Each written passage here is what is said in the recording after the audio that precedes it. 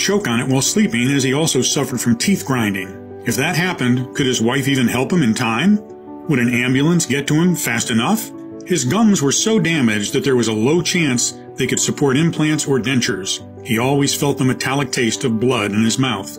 Even though he had tried the most expensive dental treatments, nothing seemed to work. Plus, he felt like his brain wasn't what it used to be anymore. He found it hard to remember simple things and suffered from insomnia, headaches, and brain fog. He thought these were caused by the severe nighttime teeth grinding that he could not curb, but I doubted it. Every time he asked for a stronger pill from the doctors to manage his teeth pains and headaches, they looked at him like he was a junkie.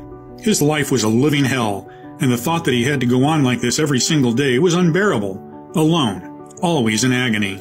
The worst part, most doctors didn't even take his pain seriously. They saw him as a vain, over-complaining patient that didn't have any real problems. I mean, after all, it was just gum disease. It was not like he was dying of a heart attack. But I could see his pain, and it broke my heart.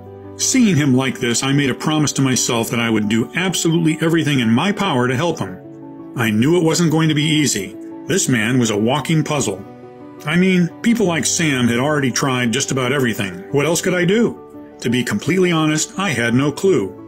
All I knew was that I was determined to not be the 9th doctor that left him desperate and disappointed. The fact that none of Sam's parents or grandparents ever suffered from gum disease was extremely intriguing because it meant it wasn't genetic. But what was really dumbfounding was the fact that all his blood and allergy tests came clean. How could that be? Every waking moment I kept thinking about this oddity until I noticed something. The allergic reactions, headaches, and insomnia had appeared after his gums started bleeding. This made me wonder, were the dental problems actually the trigger of all his health issues? I spent night after night bent over every study or article that I could find, over every news and every footnote. I didn't seem to come across anything good, but my intuition kept nudging me forward.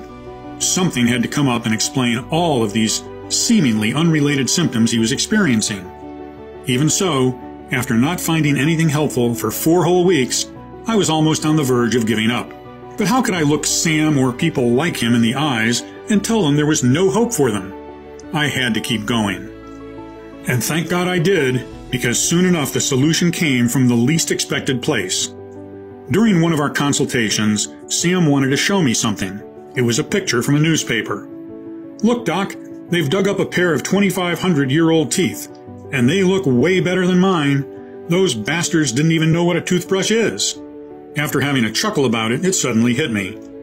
How come teeth can thrive for hundreds of years outside of the mouth in mud and dirt, while in the mouth they get ruined by plain chocolate? A tooth is said to be tougher than a diamond and cannot be destroyed in fire, but it gets stained by coffee? I had a hunch I was on to something, so I went back to the drawing board. What I knew was this. 1. Our ancestors, despite not brushing their teeth with toothpaste or going to the dentist, had better teeth than ours. 2. If you take a tooth out of the mouth, it will last for centuries, but in the mouth, it can get ruined in a couple of years. 3. Most probably at one point, modern people took a wrong turn when it came to dental care, something that is making our teeth more frail than ever.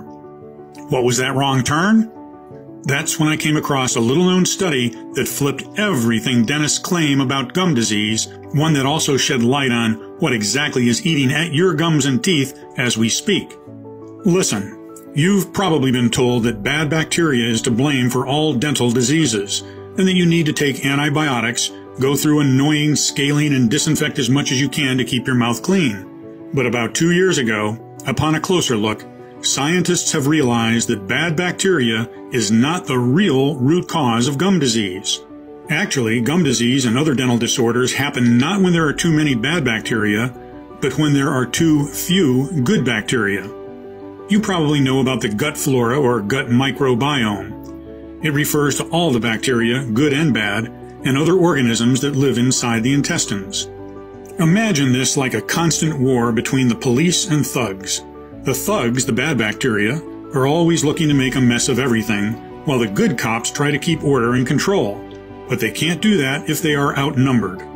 So the more good bacteria strains you have, the better your digestion. It's the same with the mouth flora or mouth microbiome. The moment this idea got out, it started a series